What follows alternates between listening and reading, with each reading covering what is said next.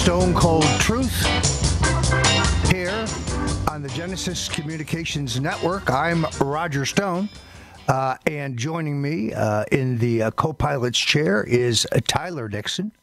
And we have an extraordinary show for you today. You almost don't know where to start. I've never been in any period in American history where news broke this quickly. Just in the last week, we've learned that the NSA had been illegally surveilling U.S. citizens under the Obama administration and had been chided. You got me. And had been chided by the FISA court for those improprieties. Tyler, are you with us?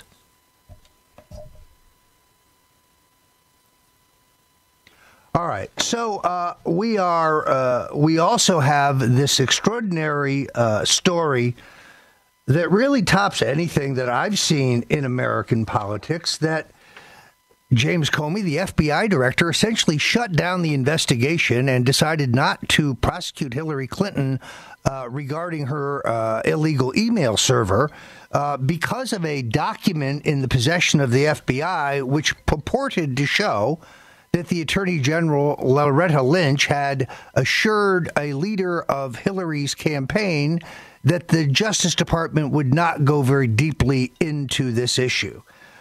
The FBI now knows that this document is a fraud. It is a forgery. The supposition is that this was created by the Russians. But to the extent that Mr. Comey had any plan for revenge or any plan for a comeback or any plan for a counterattack against Donald Trump, I think he just went out the window with this incredible story. I mean, it appears like the Russians or someone completely conned the FBI. And then, of course, we have the news that Hillary Clinton has not gotten any better at history than she has politics. She spoke at Wellesley earlier today saying that President Nixon was impeached. Well, that's wrong. She, of course, should know she was fired from the House Impeachment Committee. It's interesting that her supporters have created a fake narrative online during the presidential campaign claiming that that was not true, that Jerry Ziefman, who was both the chief of staff and the chief counsel to the House Impeachment Committee, did not have the authority to can her. He did have the authority, and he did fire her for lying. She also argued, by the way, that Richard Nixon was entitled to no legal counsel during the time of the impeachment. Clearly a violation of the Constitution. And now an incredible piece in New York Magazine in which Hillary says she beat both Bernie and Trump. Hillary, no, you didn't. They had to stop the count in Iowa because if they kept counting, you would have lost, and you would have lost the nomination as well. And perhaps they didn't teach you this in college, but the United States selects its president on the basis of the Electoral College, not the popular vote. Therefore, one calibrates their presidential campaign to the Electoral College, and there's a constant effort to try to determine where your 270 is. If the Clinton campaign was focused on the popular vote, well, that would be a rookie mistake. And then, of course, we have the news that Jared Kushner, the president's son-in-law, is scheduled to, I guess the Senate Intelligence Committee has expressed a desire to talk to him about contacts he may have had with the Russians. There's a terrific piece by Eli Lake this week in which I totally agree. Let us not rush to judgment on Mr. Kushner any more than we do on General Flynn or Mr. Manafort or anyone else. I can speak for myself. I had no contact with the Russians, and no, my entirely public, fully disclosed, and completely benign exchange with Guccifer 2.0 does not constitute contact with the Russians, nor the inference that it is collusion is an absurdity. That was a dirty trick by Ross Story and a couple of these fake news sites. But I can tell you that we are hanging General Flynn and now Mr. Kushner without any facts, without a crime. Where is the underlying crime? I'm not saying that Jared Kushner did or did not talk to leaders in the Kremlin, but just doing so would not be illegal, would not be a violation of the law. The president is absolutely right. This is a witch hunt, and it is a scandal without evidence. And it has become a meme for the mainstream media who, like a dog with a bone, they will not drop the narrative. That despite the fact that Senator Feinstein, Dianne Feinstein of California, the ranking member of the Intelligence Committee, says that she has seen no evidence of Trump campaign collusion with the Russians. Even that hapless boob, Adam Schiff, said back in March that he had seen convincing evidence of Russian collusion. And then April 2nd, he said he's actually seen none. So which is it? My lawyers continue to talk to both the House and the Senate committees. I think the Senate should come first. They contacted me first. The Senate is the more senior body. And I am still reiterating my desire to testify, to do so without a subpoena, to do so voluntarily. By the way, Jared Kushner's lawyer has said the same thing. And I would like that, of course, to be in public. I request no immunity, and either is Mr. Kushner. So let's not hang Jared Kushner on the basis of a bunch of what may be fake news stories. A spokesman for the committee said they had a few questions that they wanted him to answer. Fair enough. But it would be unfair and inappropriate to convict Jared Kushner when there's still no evidence that he has done anything wrong. We are really, I think, in a position in which, while we have a special counsel to look into the Russian matter, I think we should have a special counsel to look into Obama's National Security Administration. We now know that the NSA under former President Obama routinely violated American privacy protections while scouring through the overseas intercepts of American citizens, and they failed to disclose the extent of this problem until the closing days of the administration, literally days before Donald Trump was elected.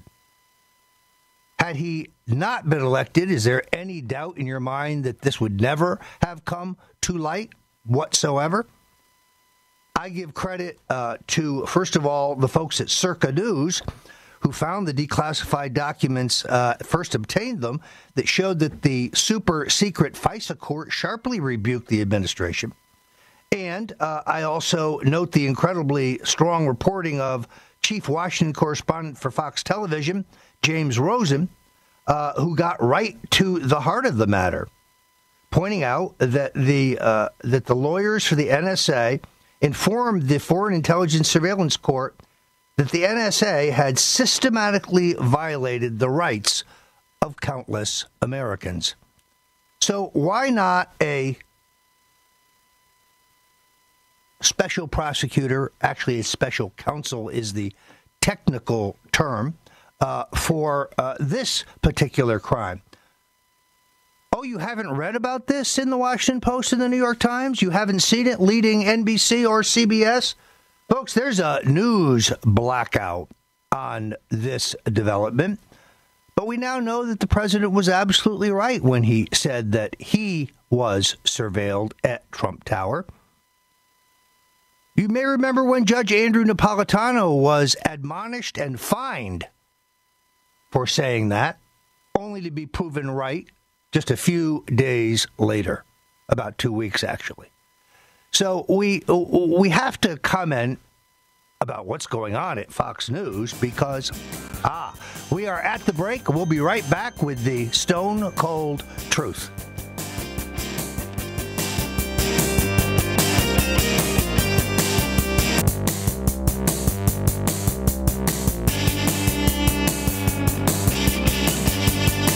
Hi, this is Bernie Sanders.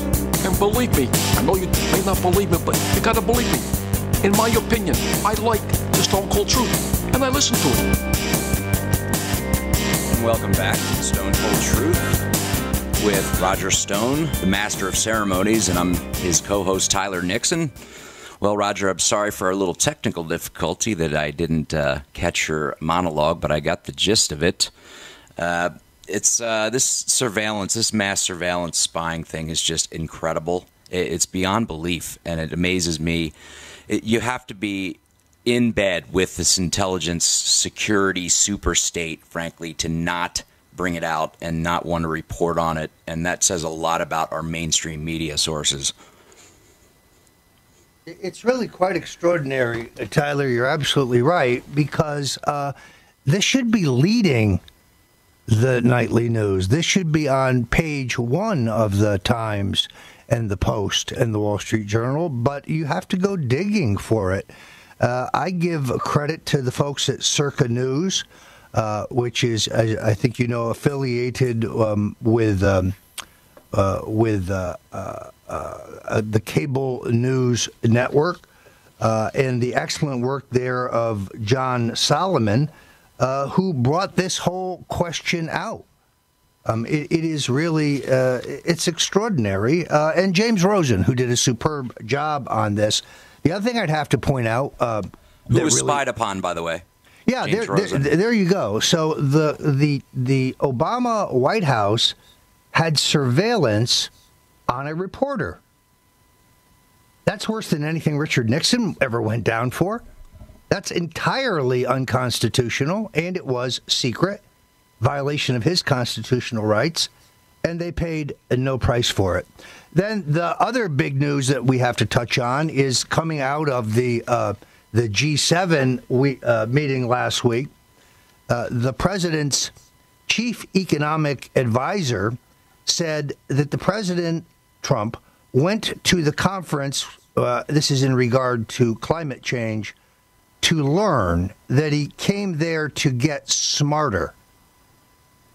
Jeez. That's unbelievable. I mean, first of all, I think the president is smart enough to know that global warming is a hoax, and that there's a disparity of scientific opinion about this issue.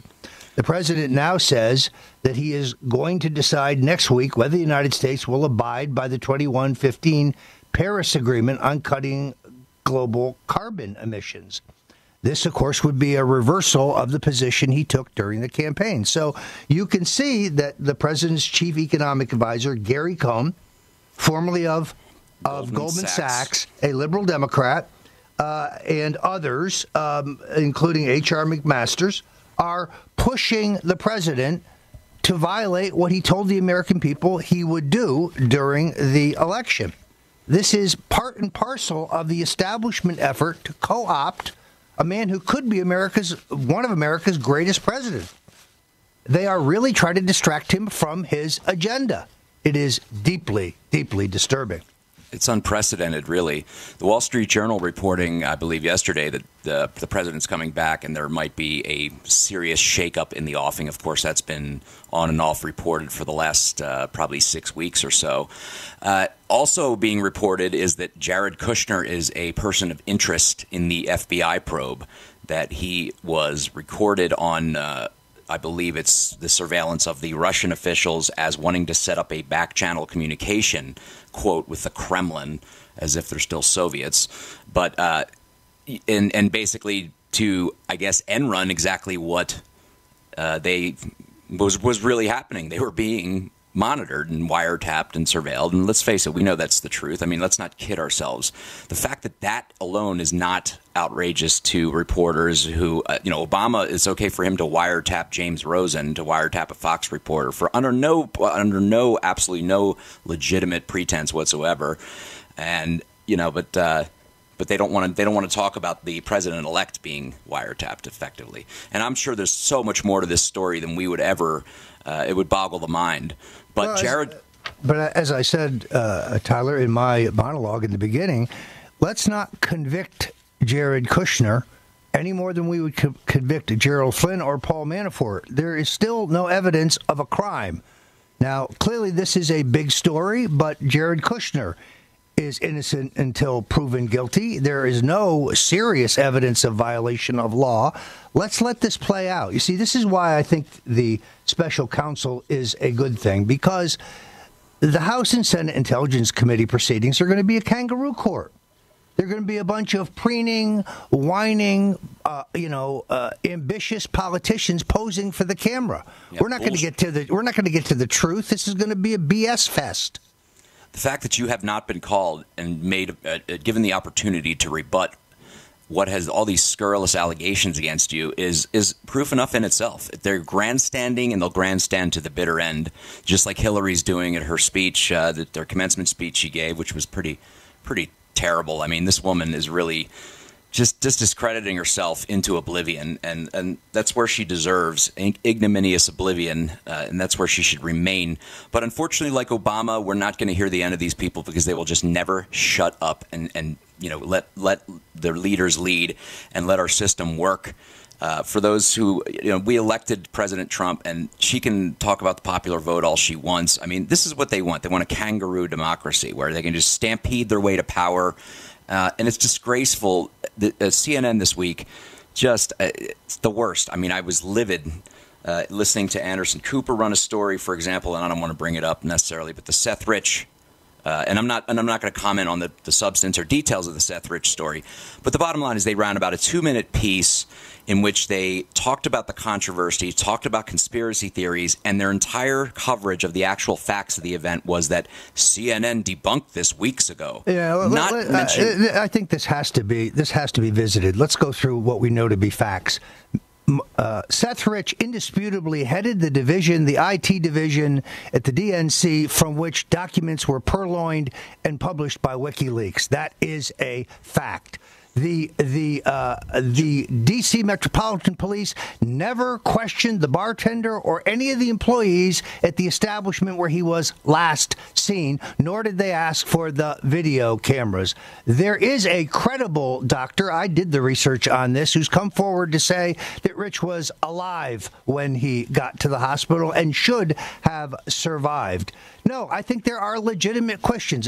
Just because you ask what happened does not make you a conspiracy theorist.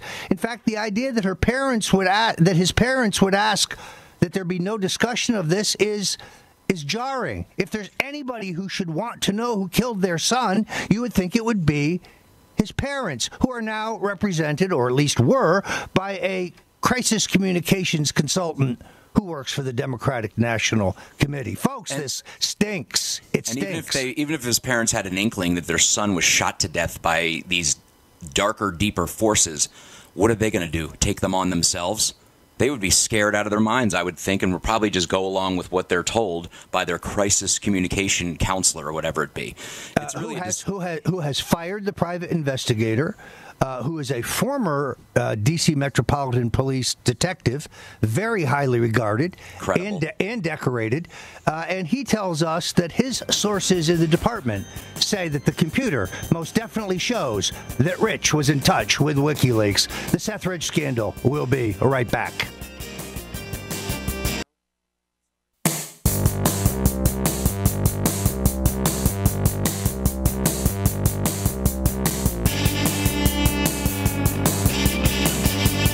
This is Bill Clinton, and you're about to enter the world of the Stone Cold Truth.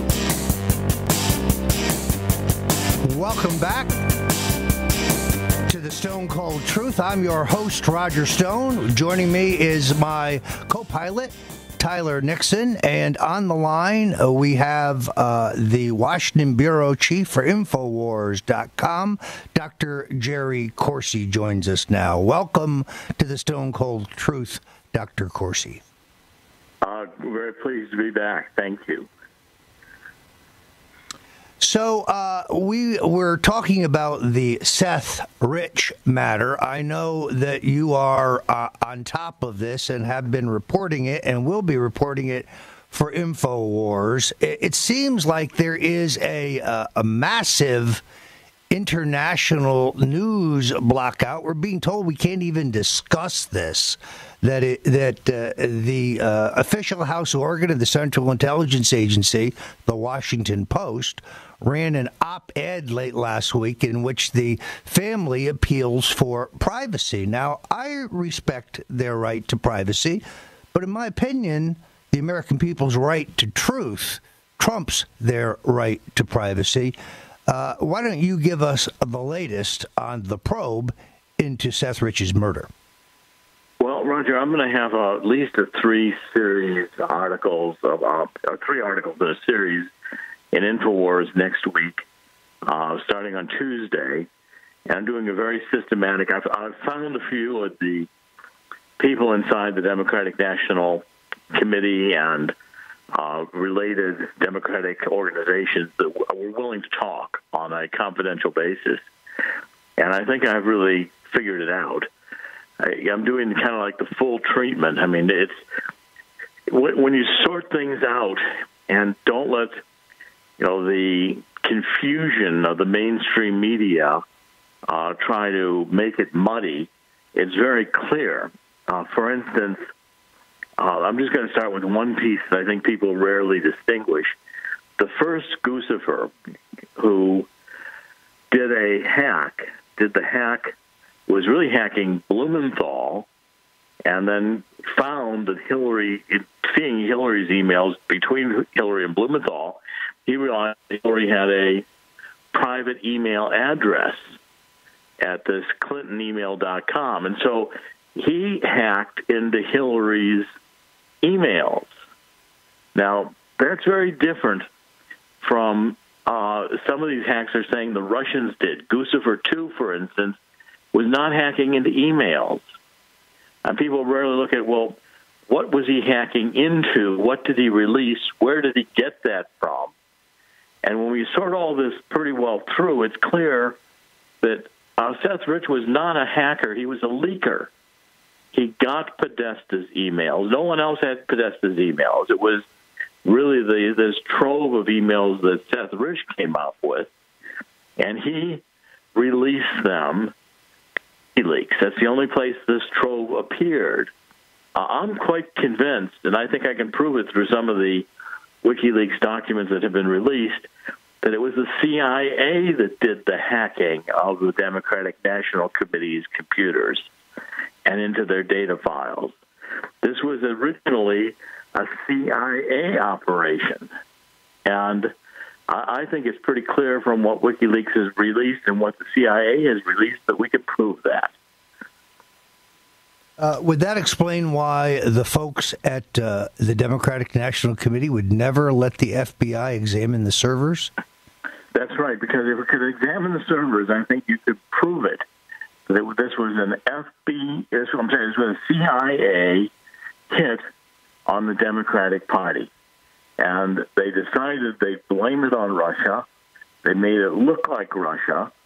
But if you could trace back all the IP addresses and go through the methodology of it, I think it's very clear that this was one of the CIA attacks designed to blame it on the Russians and make it look like the Russians. And there's no evidence. I think Russia's entry into this was to basically try to save people like Seth Rich. When Russia realized what was going on, Russia tried to blow the whistle on that the CIA had been doing the hacking, and Obama threw them all out of the country. I think that's why he threw them out of the country. They wanted to tell the truth about who was doing the hacking.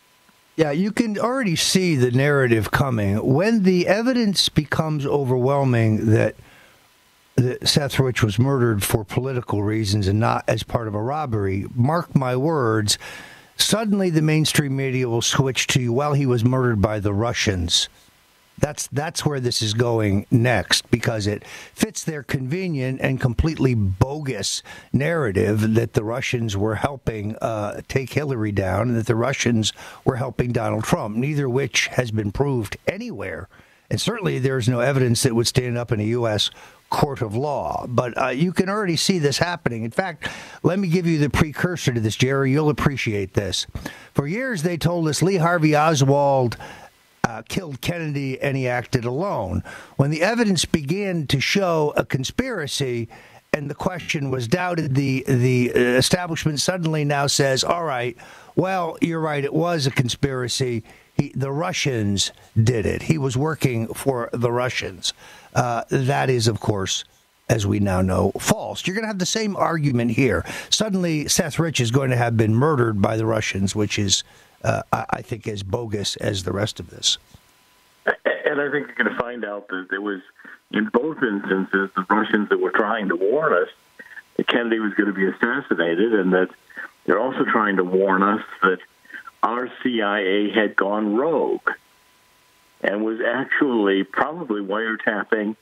I don't think they could get into the Republicans because, see, that one of the other keys in understanding and unraveling this, which I'm going to explain, is the Democrats, the progressives, were so lax about Internet security or cybersecurity that they could have been hacked by, a 15-year-old kid with, a computer and some knowledge of what hacking is all about. Anybody could have hacked these people. I mean, the Democrats were like wide open. They were leaving themselves totally vulnerable.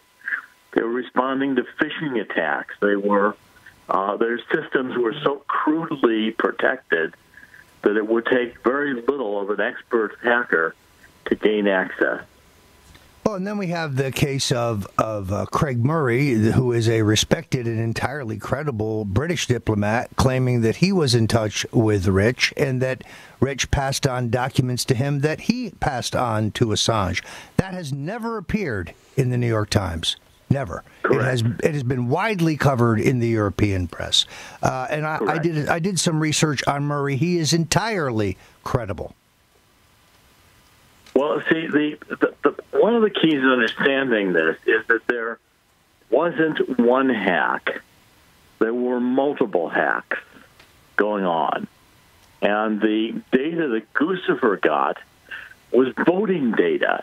He was hacking into the voting data computer system, which was totally different from the email system.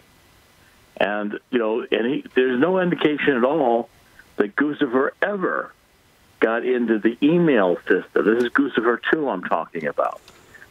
And Guccifer 1 only hacked into Hillary's private email server. He never hacked into anything at the Democratic National Committee. And you can tell by the content of what they released who was doing the hacking and why. Well, Jerry, we've got Nick Gillespie coming up in the next segment, and we're going to be having Luke Rosiak from the Daily Caller on later in the show. He's going to be discussing the but the IT scandal that's brewing over at the House of Representatives, Debbie Wasserman Schultz.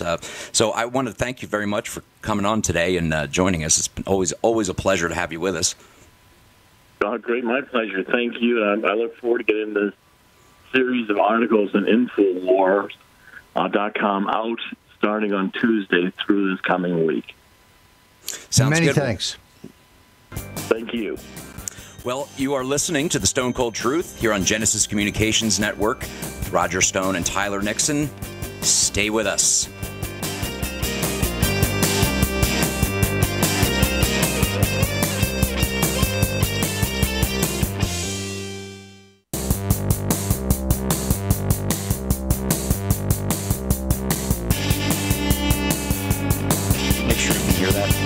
Hi, this is former President Jimmy Carter. Rosalind and I like the Stone Cold Truth because, like me, Roger Stone always tells the truth. Welcome back to the Stone Cold Truth here on the Genesis Communications Network. I am Roger's co-host Tyler Nixon, and of course the master of ceremonies himself, Roger Stone. Joining us, a good friend of mine going way back to the early days of the Gary Johnson campaign. Nick Gillespie from Reason.com, editor-in-chief, a great American, a great libertarian, a great voice for freedom in this country. And welcome, Nick. It's always good to have you. Thanks for having me. And once, many years ago, one of Roger's best-dressed men in America. I was just about to say, a one-time, he landed on Mr. Stone's international best and worst dressed list in the best dressed category. I think it was best impression of Johnny Cash. I think was the category. Yes. If anybody could pull a short Western jacket. So, well, they call you the Jacket, Nick. I noticed in the Reason commentariat, which is, yes, you are definitely, and you, in my opinion, have the gravity of a Johnny Cash. So, Nick has a great personal style. So, anyway, I'm going to let you guys talk about this movie because I'm obviously a biased party.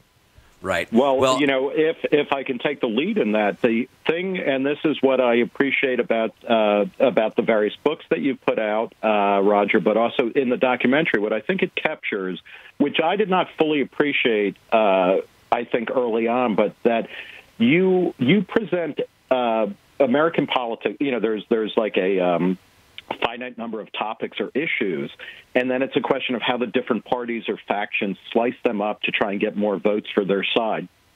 And what you do is you totally jumble those categories in a way that I think is, frankly, very small L libertarian. I don't think you would disagree with that, but that's what is great about that movie is like it's not really about you being a dirty trickster or a character or even influential to Trump. It's that you're presenting American politics in a different way, where it's like the lifestyle politics and political governance. These are two very separate issues, and they should be kept separate because you don't want people telling you how to run your business, and you don't want people telling you how to run your personal life either. Well, and I think that's the value equation that you're bringing to politics, and that's why people are interested in it. There are very, very few pundits who step forward and say, let's face it, folks, both parties are full of crap. Every political institution we have, sadly enough, is lying to you just from a different point of view. Look, I used to be a lockstep conservative Republican. The Republicans could do no wrong until they nominated Mitt Romney, and then it became abundantly clear to me that the Republican Party had morphed into the exact duplicate of the Democratic Party, the party of big government and big media and big business and K Street and Wall Street. So, yeah, I'm an anarchist in a certain sense, and I really just try to get people to understand how the system works and where it's broken, because Donald Trump is right about that. The system is rigged. It's rigged against the little person. Can I ask you on though, from a certain level, and I remember talking with you about people like Hugh Carey, former old-time governor of New York now, I guess in the 70s, but was the system always broken, and it's just that we are now more attuned to the fact that it's always been BS, or is it that is the system, like, did the system break sometime in your lifetime where it's like there's a before and an after? Actually, and it's just more corrupt now. I think it's always been corrupt. The difference is now you have an alternative media to underline that corruption. Before, the mainstream media, which had a monopoly on the dissemination of political information, hid the facts very effectively from the American people. Yeah. But now, with the rise of a vibrant and robust alternative media, the people are learning more about everything. And therefore the inequities and the corruption of the system has gotten coverage and come to light in a way that it hadn't previously. Is there a way that that understanding of corruption, and I'm watching the TV show The Americans, which is in its 5th season, and it's about a sleeper couple of Soviet agents in 1980s America, and it's there's a sense where when people understand a system is corrupt, and the Soviet Union was corrupt so thoroughly that people became despondent, they killed themselves, they cheated everybody, very low trust society. Do you think that's happening in America where, because we're being faced with the complete, debasement of our civic institutions, that we just become, if everybody is corrupt, if everything is corrupt, we act poorly. How do we get back to being a high trust country with the benefits of, believing a person's word is their bond and things like that? Well, I think you just explained the election of Donald Trump. Now, you may not agree that will be the proper manifestation of it, but the people who voted for him believe they were taking the corrective that you're talking about. They believe that was a blow against the system and a voice to clean up a corrupt system. Now, if he becomes yet another establishment neocon president, they will be sorely, sorely disappointed. And clearly, we talked about this in the first segment, he has many establishment figures around him who are seeking to homogenize him into being George W. Bush. But that's not what the people voted for. And therefore, you may have a whole nother level of disillusionment here shortly. Oh, man. Wow. So just when you think you've reached the bottom, there's always another level you can go to, right? There's always a sub-basement. Sure, and not only that, but then you'll have things like, for example, the firing of James Comey bolstered Donald Trump among his base. So although they may be upset about him going to Saudi Arabia, or they may be upset about him appearing to backtrack on climate change, or they may be unhappy that he didn't pass his travel ban, well, he fired Comey, so he's still got to be pretty good. He's still my president. So, I mean, those kind of political actions buy him time. I do think when he comes back, we are going to have some announcements about changes in the administration. I would keep an eye on David Urban, formerly Senator Arlen Specter's administrative assistant, West Point graduate, a very capable guy who ran the Trump campaign in Pennsylvania, somebody who I was disappointed didn't join the administration initially. There's some indication that he is going in a key position. So the president is going to get some people around him who are both loyal to his vision and who know how Washington works. I'd like to ask Nick. That sounds pretty great. Tyler, are you excited about America? I mean, you have your own story of disillusionment. Geez. Nick, I'm interviewing you. You're not interviewing me. I'm kidding. I don't want. Well, I wanted to ask you actually because I find you play it down the middle in many ways. The true middle, the libertarian middle, where everybody is, and I think you don't really try to suck up to any or to give paeans to any sort of side of the media establishment, but can you not look at the coverage of Donald Trump and objectively say this is just an onslaught against this man? I mean, regardless of his foibles or how much of it might be true or not. No, I agree. I mean, at least since Bush, people have talked about derangement syndrome, Bush derangement or Obama derangement syndrome. There's no question that the media is in a fit of Trump derangement syndrome, and it's gotten to a point where it's comical, where they really, like, even the New York Times, or especially the New York Times and mainstream media, like, they attack him and then they come back with the correctives and they dial everything back. And anybody who's associated with him, there is an onslaught, and what is problematic for me is that it blurs the places where Trump is actually, I think, is advancing individual liberty or freedom on certain levels, and certainly in his approach to regulatory issues, whether it's at the FCC or the FDA or the EPA, these are all good things, and he's forcing people to kind of own their stuff about, like, well, you know what, we don't need these regulations that went into effect 6 months ago, and like we're acting as if they came down and from the Ten Commandments or something. And I think that's great. But then it also it gives him cover for a lot of stuff that I think is really negative and bad. When it comes to things like immigration, and I think it also pulls him off the ball of, like, getting out of lifestyle politics. The greatest thing about Trump was he was the one person who could beat Hillary Clinton, because it was like, on social issues, he was giving same-sex benefits to couples when she was still saying that a marriage could only be between a man and a woman. When her husband was making that the law of the land through the Defense of Marriage Act and whatnot. And I feel like he has been kind of shoehorned into a bunch of socially conservative positions, which are ultimately not good for the country.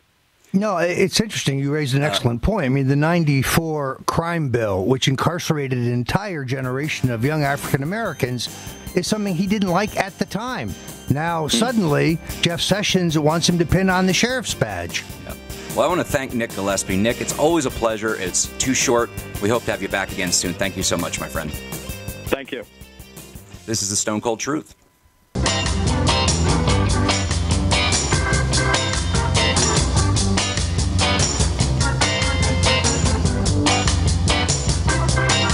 Welcome back to the Stone Cold Truth. I'm your host, Roger Stone. We're broadcasting from the Stone Zone with my trusty sidekick, Tyler Nixon. And joining us now on the phone is the satirist, stand-up comedian, activist, and spokesman for the cannabis movement, Steve Burke. Welcome to the Stone Cold Truth, Steve Burke.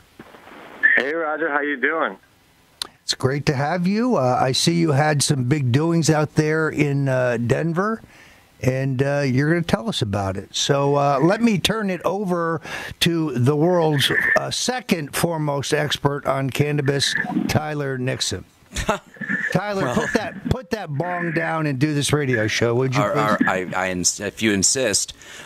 Steve, I have to say that Steve has created the Elevationist Church here in Denver, and you've done an amazing job there, Steve. I wasn't sure what to expect. We had an opportunity to spend some time in there, and you've done a great job, a really respectful job with that facility, I must say. How long? Well, first of all, tell us about the church, and we can get into the specifics and what kind of challenges you're facing. Yeah, so we the name of the church is called the International Church of Cannabis, and it's located in Denver, Colorado, in the West Washington Park neighborhood of the city. It is a 13,000-square-foot church. It's 113 years old, and it was formerly a church called Mount Calvary Apostolic Church. And, we began renovations about a year ago, and the church opened its doors for a membership drive on 4/20, on April 20th. And we had a 3-day weekend of programming with different musicians and comedians, and we had NPR radio there, and we launched this church. It's the first church in the world where you're legally allowed to consume cannabis in a social environment. And the religion that's practiced inside the church is called Elevationism. And Elevationists believe that an individual's spiritual journey and search for meaning is one of self-discovery that can be heightened and deepened with ritual cannabis use. So it's not a replacement to your existing faith. It's more of a supplement to it. You can be a practicing Christian and an Elevationist. You can be a practicing Jew and an Elevationist. You can even be a practicing atheist and be an Elevationist. As long as that you believe you can elevate yourself to a better version of self through the sacrament of cannabis, you are an Elevationist. Well, amen to that. I certainly agree with everything on that front. It definitely is an elevating and enlightening substance for sure. What are the challenges? Having been involved myself with the I-300 campaign here in Denver to permit social use, and for the listeners who don't know, while cannabis is legal throughout Colorado in various forms, you cannot consume it anywhere publicly, or at least in any kind of social environment, and that's been a real problem because it pushes people out into the street to do it. Businesses who would want to welcome guests or who would want to consume on site are prohibited from doing that, and so it's been an ongoing campaign against that. Have you faced any real challenges from the city of Denver or anything concerning this? Because obviously you're coming under a religious freedom rubric, but what are the challenges ahead? Yeah, so for those that don't know, Colorado pioneered the recreational marijuana movement. It was the first to move in that space. And while it's been an incredible success from many different, performance indicators, crime has gone down, real estate values have gone up, people have jobs, the schools are getting more money because the funding was regulated to go towards education. While it's been an incredibly positive 4-year experiment, one thing that's not legal is for anybody to actually consume marijuana anywhere other than their house. So, we created a safe place for people that use cannabis and want to have a place where they can feel free from being prosecuted or arrested. People use cannabis for spiritual purposes, and there have been some challenges. The city, asked to meet with us, and we had a meeting with the city attorney's office before we opened, and there's a whole argument of what's public versus private. If you're a church and you're a private residence and you're a private religious organization, how do you prevent someone from just walking off the street and coming into your church and smoking a joint? So there have been some challenges. We are a members-only, invite-only, consumption-friendly venue. So what that means is that you have to be invited to services, or you have to be on a list to get in and consume cannabis in there. But our church is open to the public for those who want to see the magnificent art. It's open to the public every day from Thursday to Sunday, 1 to 3 p.m. And for those that don't know, our church has two world-famous artists that contributed magnificent murals to the space. The inside of the church was painted by a Madrid-based artist named Okuda San Miguel. And the outside of the church, there's a huge 30-foot mural painted by L.A. street artist Kenny Scharf. For those that don't know, Kenny Scharf is one of the original Soho village artists of the 1980s, amongst the quartet with Andy Warhol, Jean-Michel Basquiat, and Keith Haring, whom he lived with in the 1980s. So, we do have arguably the most significant public mural in the state of Colorado on the front of our church right now. Yeah, and I want to reiterate what I said at the beginning, that it is beautifully done, Steve. That ceiling is amazing. I mean, it must have taken, 6 months at least, I would think, to get that whole thing done? It's funny that you asked that because, we get various guesses at how long it took to paint the ceiling. And for those that haven't seen the ceiling, you can go to internationalchurchofcannabis.com, and there's a 360-degree tour of the entire church inside. The ceiling is like the Sistine Chapel for stoners. It's unbelievable. And believe it or not, it only took 6 days. Oh, my God. That's amazing. That was it. And on the seventh day, they rested. That guy's a genius, whoever, what was his name again? His name is Okuda. Yeah, he's a graffiti artist. He does large murals all over the world. His Instagram is Okuda Art, Okudart. You can see some of his works. He's blowing up in the world. Like, we were in the New York Times on April 20th, and Alicia Keys saw that article and flew him to her house the next day, and he painted Alicia Keys' ceiling in her home in New York. That's great. So do you see this expanding beyond Denver to have you had interest from around the country or elsewhere? I actually think the number one email that we're receiving from our website is people that want to open up branches in their city. So, it's been really interesting. We're not quite ready for expansion yet. I think we have to prove the model in Denver first. But we're definitely interested in moving into other cities. That elevationists exist everywhere. There's no need to convert to elevationism. You are an elevationist if you use cannabis to elevate your life. And so there's no singular dogma that we preach in our church. We welcome people of all faiths and cultures. And what you find is that people have been practicing elevationism for all the way dating back to ancient China, thousands of years ago. We don't claim that we invented this new religion. We just gave it a title and a place of worship. Well, as I said, I keep saying it again, but amen to that. I mean, I was raised Catholic and certainly hold to, Christian faith generally, although I'm sort of not quite practicing. But I have to say that I've always felt this plant was a gift to mankind from God, to humankind from God. And it's just it almost to me is a crime against humanity, that the way it's been treated for the last 100 years. And I'm glad to see what you've done and what you've been able to do in terms of calling it a sacrament in many ways, because I think 50, 100 years from now, when we've finally loosed the chains that have been on this simple plant, I think we're going to find it has so many cures beyond even what we know now for human maladies that we will look back upon cannabis prohibition as being barbaric. Well, and this fight is about to be joined. I mean, my greatest disappointment is that candidate Donald Trump took the correct position in the campaign, that although he personally doesn't favor the legalization of marijuana, it's a states' rights issue. And if the states want to do that, he said it's okay with him. Now in comes Jeff Sessions and, even worse, the Homeland Security Secretary Kelly. These guys sound like they just stepped out of the movie Reefer Madness. It's a gateway drug. We got to crack down on marijuana. This is an extraordinary waste of government resources. Not happening, folks. Not while I'm breathing. Steve Burke. And I agree with you, Roger. I think it's a political blunder that they're going to make, and they're going to realize how unpopular it is. Well, I want to thank you, Steve, for joining us. You're listening to The Stone Cold Truth.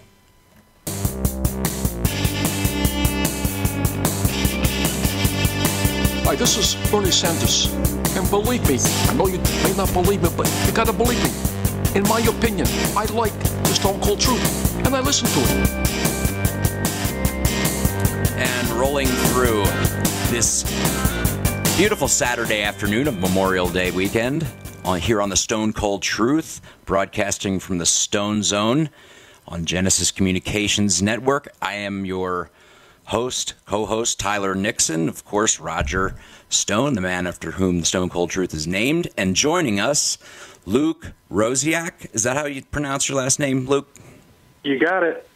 And Luke is an intrepid reporter, journalist with the Daily Caller, which is, if you haven't checked it out or don't know about the Daily Caller, please immediately run to that website. It is an excellent news resource, very objective, very down the middle, very scrupulous, I found. I've never read anything in there that was wild or far-flung. And Luke is joining us to discuss what is a fascinating, to me, series of articles that have been that he has brought out. And I'm just going to let you take it away, Luke, but I'll just preface it by saying it basically involves the House Representatives, the House Democrats, Debbie Wasserman Schultz, and the information technology, or IT, of the House Democrats, or at least some of them. But Luke, give us just run us through it, because it's a little complicated, but it's just fascinating, and I can't believe it's not being covered by larger resources.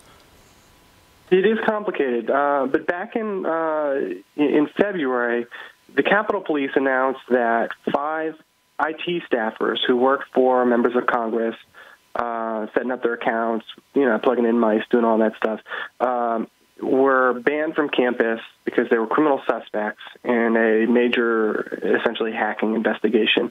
Politico reported at the time as just sort of a minor item that really didn't get any attention. Politico said the 5 men are accused of stealing equipment from members' offices without their knowledge and committing serious, potentially illegal violations on the House IT network. So I looked into this a little further. They didn't name these guys, and I found that it was basically this one guy named Imran Awan. He's from Pakistan, and he started working for Debbie Wasserman Schultz way back in 2005. So right after that, his relatives all start appearing on the payroll. He puts his 2 brothers there. He puts his wife there. He puts his brother's wife there. He puts his best friend. And he gets members of Congress, different members of Congress, dozens of them, to put his relatives on the payroll, even though most of them apparently never really came in, didn't necessarily even have computer knowledge.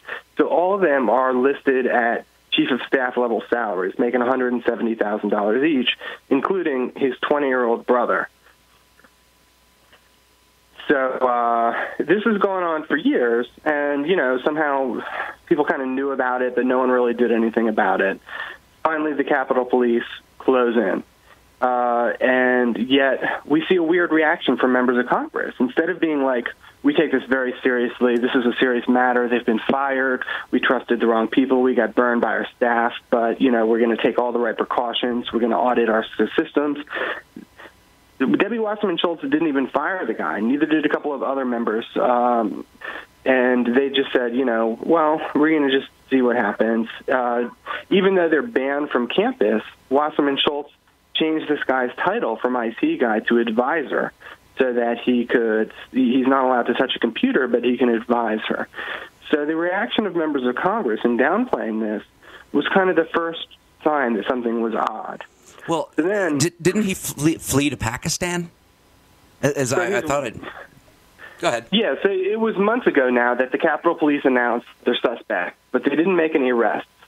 And now the wife, who was on staff of all these members, including members of the Intelligence Committee, has gone back to Pakistan. She's withdrawn her kids from school in Virginia and gone back to Pakistan. So, there are obvious flight risks, and in fact, one of them did flee. So you look into these guys' backgrounds, and it's wild. I mean, these are not just normal guys who worked in IT and happen to be from Pakistan. There's nothing normal about them. There's lawsuits left and right. Everyone they meet seems to think that they're a con artist and get into some kind of financial dispute. Their own mother is their stepmother is in a legal battle with them right now, in which she says that they wiretapped her and used hidden devices plugged into her computer to monitor her every move, and they told her she's not allowed to leave the house. And the purpose here was to get her to sign a power of attorney that would give them access to money that was stored in Pakistan. So it was basically an extortion scheme that relied on high-tech, on their IT skills. And that's their own relative saying that in public court documents that are online. So we know that these guys have a unthirstable quench for money, and that they have IT skills that they use in pursuit of that. And yet members of Congress are saying, don't worry, there wasn't any hacking. But to put a finer point on the influence that these, ostensible IT guys have over the House Democrat members, there was one example where, well, first of all, they weren't even really doing their jobs, as I understand it. They would come in, if a lowly staffer had an IT problem, it was like whatever, it would take weeks or months to get a response. They would only deal with actual members' systems. And in one instance, there were some invoices to be paid for work, and one of the staffers said, I'm not going to pay these invoices until you guys get this right. And that person, apparently the lead Pakistani guy, went to that member of Congress, and that staffer was fired as a result of that, as I understand it. Is that correct? Yeah, I mean, if you complain about these guys not doing their jobs, it's the person who complains who gets fired. Members of Congress seem to have been protective of them. They were charging way inflated prices, and there's a company that provides similar services, and they came in and they said, we know what you're paying. We can do it for a quarter of that. And the members of Congress said, "No, we're going to stick with what we're doing." Yeah. And the company at the time said, "Why would that be?" Yeah, and actually do the job, because as I understand it, the audits that were done sort of by these other, the other contractors that were looking for, to do the work, I think they'd examined some of the work that was done by these guys, or there was some sort of audit, and said that they were just absolutely, I hate to use the word, piss poor performance. They were not doing the job, period. And here's another I just found astonishing. They were running. First of all, they were keeping, as I understand it, all these. The servers were off-site. They were, in other words, sending data to off-site servers, which was, as I understand it, either a violation if not of law, certainly of House procedures, and for the protection of data that could involve the Intelligence Committee, the Armed Services Committee, but also that they ran and controlled all these accounts through one email account that was connected. Get this, folks, to iTunes. I mean, this is cartoonish, actually, if you think about it. And getting to the core of it here, I mean, what is the possible suggestion behind this? That basically because they've had access to all the information, literally everything that was run through any member's systems there, that they have got dirt on people. I mean, I kind of guess that seems to be why the Democrats would be acting the way they do. There's no other reason that I can think of. And there was a big story this week where Debbie Wasserman Schultz, she's on the committee that sets the Capitol Police's budget. And the Capitol Police have some of her equipment as part of this criminal investigation. You would think that you would have heard about that from the media, because they're always talking about all these other hacking hacking on political and government bodies, and those are very important and legitimate stories. But this is virtually identical, and yet you never hear about it. But the Capitol Police have seized her equipment, and she threatened the Capitol Police and said she's going to take away funding from them, or there's going to be consequences, were what her words were, Luke, if they didn't return the evidence. I really appreciate your coming on. Luke Rosiak, Daily Caller. Check him out. Thanks so much, my friend. Thank you. You're listening to The Stone Cold Truth.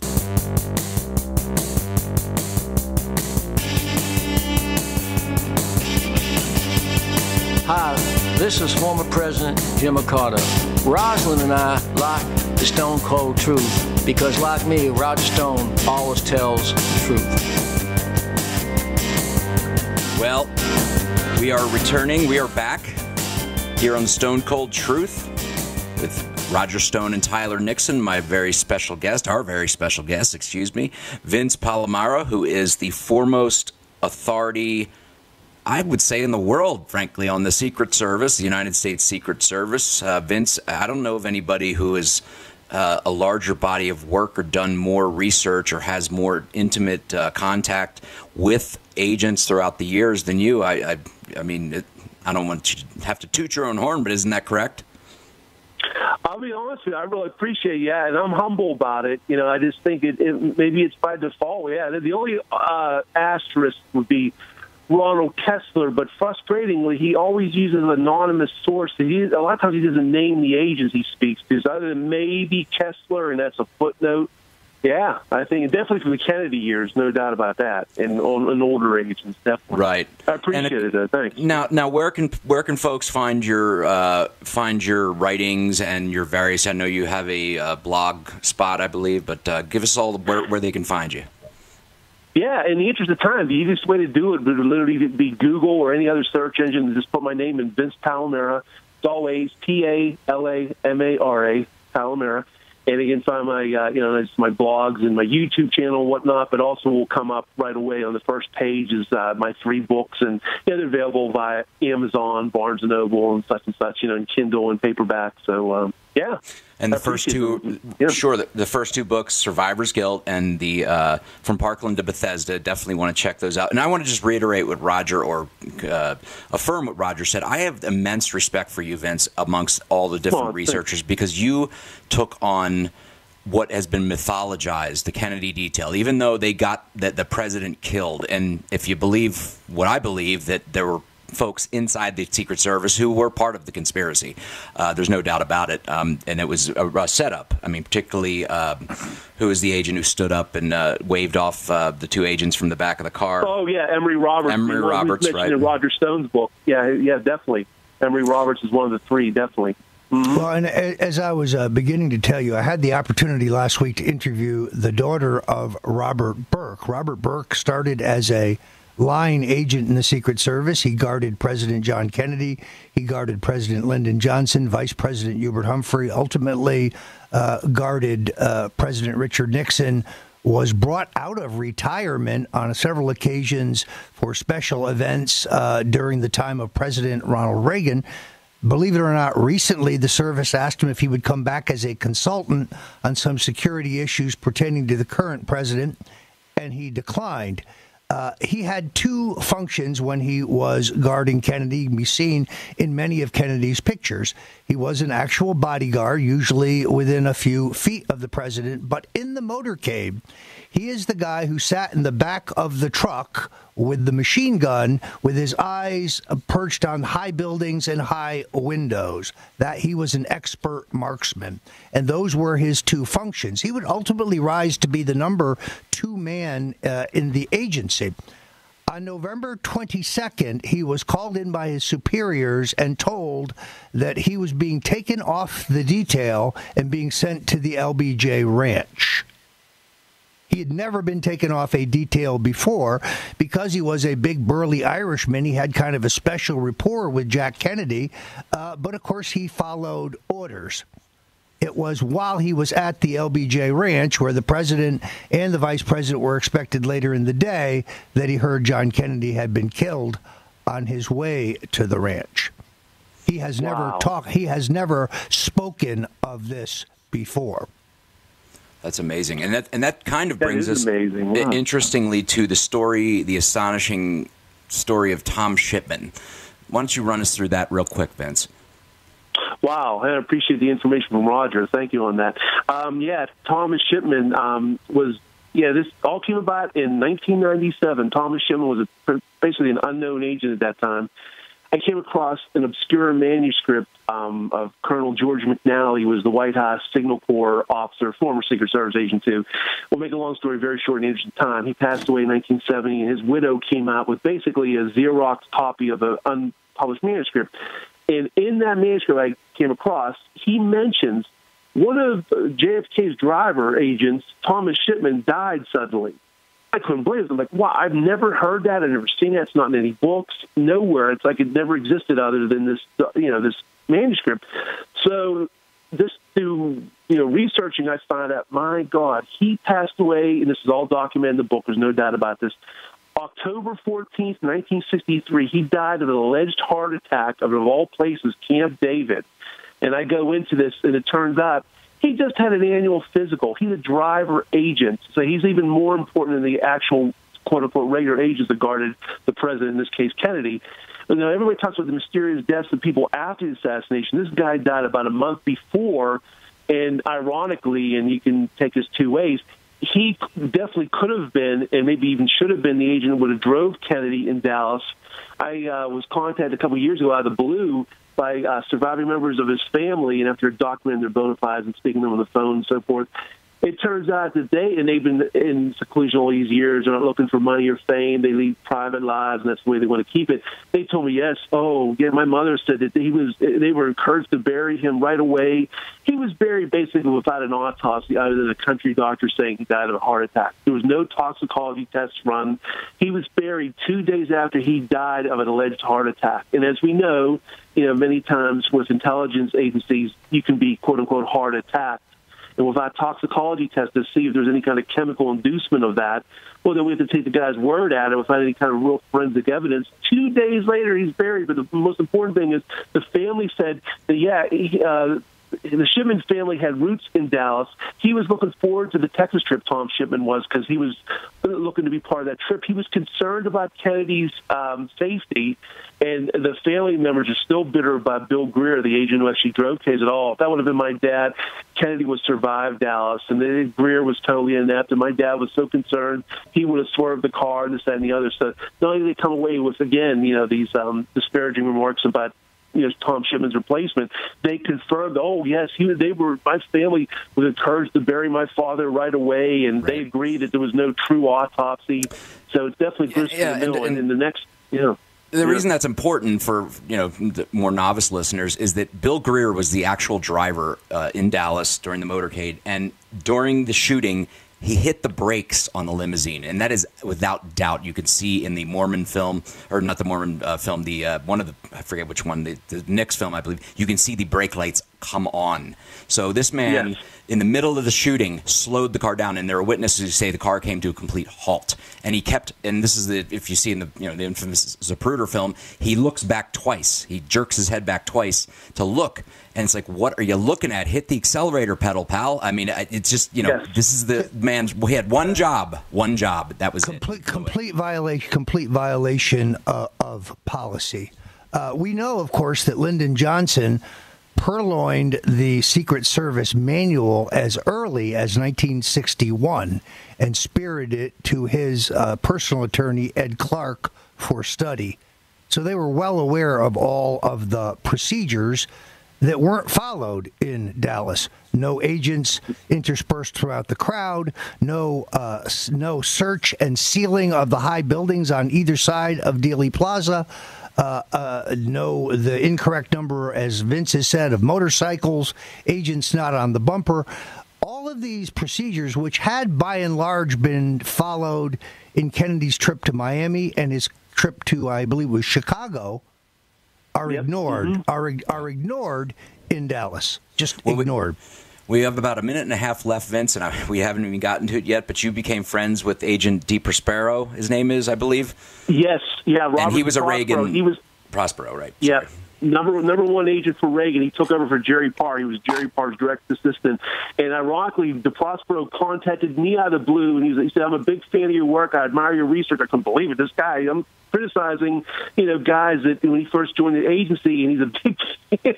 He actually invited me to Thanksgiving dinner this past year. Unfortunately, we already had a commitment, but I was deeply touched by that. But yeah, he's a big fan. I wrote he is the ops of the agents of the Kennedy detail. This guy is one of, if not the best ever. He's the reason why we go through magnetometers. But whenever we see the president, he basically invented that, for lack of a better way of putting it.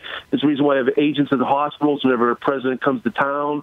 He invoked so many modern security measures because he never wanted to have an assassination or even a high-publicized assassination attempt happen again. This guy is just unbelievable. Yeah, he's really, he was the man, so...